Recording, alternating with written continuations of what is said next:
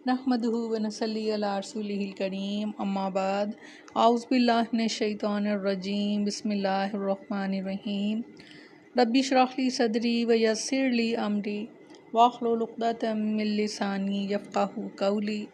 अस्सलामु अलैकुम व रहमतुल्लाहि व बरकातुहू। कैसे हैं आप सब? इंशाल्लाह सब खैरियत से होंगे। अल्लाह ताला आप सबको अपने हिफ्ज़ व मान में रखें, आमीन सुम्मा आमीन। बहुत खूबसूरत मौजू सीरत नबवी। आज बहुत प्यारा इसका टॉपिक विलादत बासआदत और हयात तैयबा के 40 साल। पहले वलादत बासआदत रसूलुल्लाह सल्लल्लाहु अलैहि वसल्लम मक्का में शेब बनी हाशम के अंदर 9 रबीउल अव्वल आमुल फील योम 2 शंबा को सुबह के वक्त पैदा हुए। इस वक्त नौशेरवां की तख्त नशीनी का 40वां साल था और 20 या 22 अप्रैल 571 ईस्वी की तारीख थी। अल्लामा मोहम्मद सुलेमान साहब और सलमान मंसूर पूरी रहमुल्लाह और महमूद पाशा फल्की की तहकीक यही है। इब्ने साद की रवायत है कि रसूलुल्लाह सल्लल्लाहु अलैहि वसल्लम की वालदा ने फरमाया कि जब आपकी वलादत हुई तो मेरे जिस्म से एक नूर निकला जिससे मुल्क शाम के महल रोशन हो गए। इमाम अहमद रहमुल्लाह ने हज़रत अरबाज़ रज़ियल्लाहु अन्हु बिन सारिया से भी तकरीबन इसी मज़मून की एक रवायत नकल फरमाई है। बाज़ रवायतों में बताया गया है कि वलादत के वक्त बाज़ वाक़यात नबूवत के पेश खैमे के तौर पर ज़हूर पजीर हुए, यानी ईवान कसरा के 14 कंगड़े गिर गए, मजूस का आतिशकदा ठंडा हो गया, बहीरा सारा खुश्क हो गया और इसके गिरजे मुनहदम हो गए। ये बहकी की रवायत है।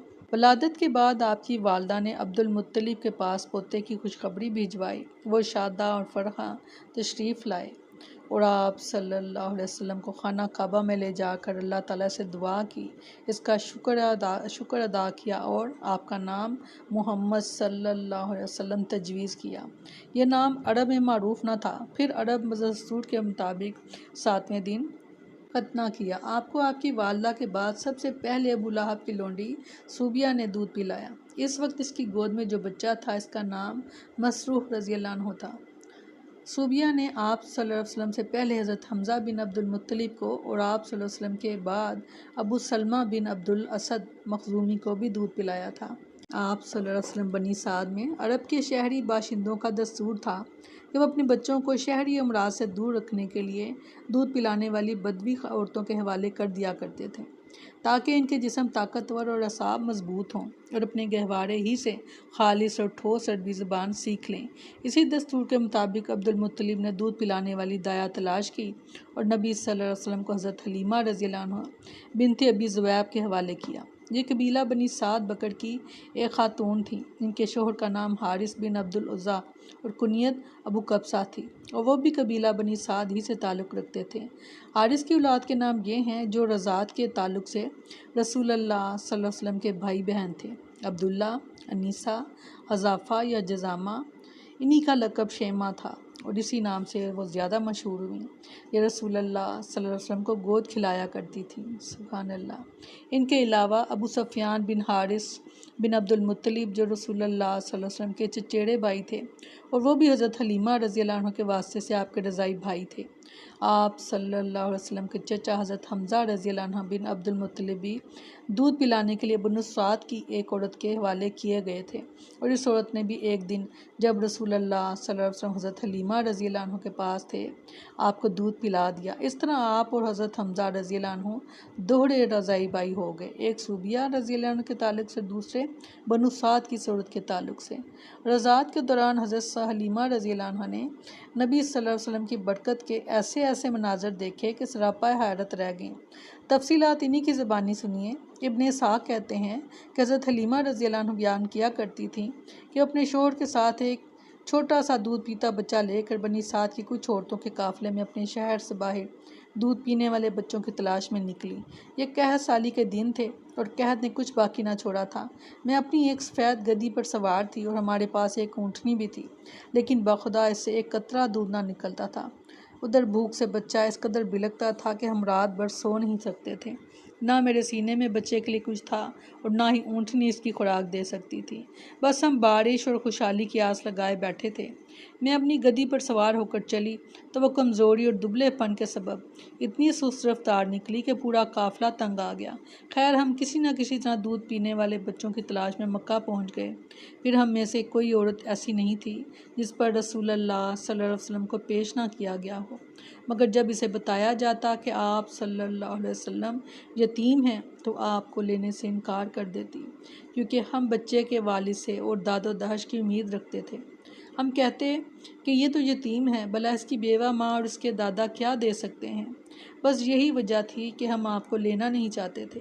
ادھر جتنی عورتیں میرے ہمراہ آئی تھیں سب کو کوئی نہ کوئی بچہ مل گیا، صرف مجھ ہی کو نہ مل سکا۔ جب واپسی کی باری آئی تو میں نے اپنے شوہر سے کہا، خدا کی قسم مجھے اچھا نہیں لگتا کہ میری ساری سہیلیاں تو بچے لے لے کر جائیں اور تنہا میں کوئی بچہ لیے بغیر واپس جاؤں۔ میں جا کر اسی یتیم بچے کو لے لیتی ہوں۔ شوہر نے کہا، کوئی حرج نہیں، ممکن ہے اللہ اسی میں ہمارے لیے برکت دے۔ اس کے بعد میں نے جا کر بچہ لے لیا اور محض اس بنا پر لے لیا کہ کوئی اور بچہ نہ مل سکا۔ حضرت حلیمہ رضی اللہ عنہ کہتی ہیں کہ جب میں بچے کو لے کر اپنے ڈیرے پر واپس آئی اور اسے اپنی آغوش میں رکھا تو اس نے جس قدر چاہا دونوں سینے دودھ کے ساتھ اس پر امٹ پڑے اور اس نے شکم سیر ہو کر پیا۔ اس کے ساتھ اس کے بھائی نے بھی شکم سیر ہو کر پیا، پھر دونوں سو گئے، حالانکہ اس سے پہلے ہم اپنے بچے کے ساتھ سو نہیں سکتے تھے۔ ادھر میرے شوہر اونٹنی دونے گئے تو دیکھا کہ اس کا تھن دودھ سے لبریز ہے۔ انہوں نے اتنا دودھ دوہا کہ ہم دونوں نے نہایت آسودہ ہو کر پیا اور بڑے آرام سے رات گزاری۔ ان کا بیان ہے کہ صبح ہوئی تو میرے شوہر نے کہا، حلیمہ خدا کی قسم تم نے ایک بابرکت روح حاصل کی ہے۔ میں نے کہا، مجھے بھی یہی توقع ہے۔ حلیمہ رضی اللہ عنہ کہتی ہیں کہ اس کے بعد ہمارا قافلہ روانہ ہوا۔ میں اپنی اسی خستہ حال گدی پر سوار اس بچے کو بھی اپنے ساتھ لیا، لیکن اب وہی گدی خدا کی قسم پورے قافلے کو کاٹ کر اس طرح آگے نکل گئی کہ کوئی گدھا اس کا ساتھ نہ پکڑ سکا، یہاں تک کہ میری سہیلیاں مجھ سے کہنے لگیں، او ابو ذؤیب کی بیٹی، ارے یہ کیا، ذرا ہم پر مہربانی کر، آخر یہ تیری وہی گدی تو ہے جس پر تو سوار ہو کر آئی تھی۔ میں کہتی، ہاں ہاں بخدا یہ وہی ہے۔ وہ کہتی، اس کا یقیناً کوئی خاص معاملہ ہے۔ پھر ہم بنو سعد میں اپنے گھروں کو آ گئے۔ مجھے معلوم نہیں کہ اللہ کی روئے زمین کا کوئی خطہ ہمارے علاقے سے زیادہ قحط زدہ تھا، لیکن ہماری واپسی کے بعد میری بکریاں چرنے جاتی تو آسودہ حال اور دودھ سے بھرپور واپس لاتی۔ ہم دوتے اور پیتے، جب کسی اور انسان کو دودھ کا ایک قطرہ بھی نصیب نہ ہوتا۔ ان کے جانوروں کے تھنوں میں دودھ سرے سے رہتا ہی نہ تھا، حتیٰ کہ ہماری قوم کے شہری اپنے چرواہوں سے کہتے، کم بختو جانور وہیں چرانے لے جایا کرو جہاں ابو ذؤیب کی بیٹی کا چرواہا لے جاتا ہے، لیکن تب بھی ان کی بکریاں بھوکی واپس آتی، ان کے اندر ایک قطرہ دودھ نہ رہتا، جبکہ میری بکریاں آسودہ اور دودھ سے بھرپور پلٹتیں۔ اس طرح ہم اللہ کی طرف سے مسلسل اضافے اور خیر کا مشاہدہ کرتے رہے، یہاں تک کہ اس بچے کے 2 سال پورے ہو گئے اور میں نے دودھ چھڑا دیا۔ یہ بچہ میرے بچوں کے مقابلے میں اس طرح بڑھ رہا تھا کہ 2 سال پورے ہوتے ہوتے وہ کڑا اور گٹھیلا ہو چلا تھا۔ سبحان اللہ۔ اس کے بعد ہم نے اس بچے کو اس کی والدہ کے پاس لے گئے، لیکن ہم اس کی جو برکت دیکھتے آئے تھے اس کی وجہ سے ہماری انتہائی خواہش تھی کہ وہ ہمارے پاس رہے، چنانچہ ہم نے اس کی ماں سے گفتگو کی۔ میں نے کہا، کیوں نہ آپ اپنے بچے کو میرے پاس ہی رہنے دیں، ذرا مضبوط ہو جائے، کیونکہ مجھے اس کے متعلق مکہ کی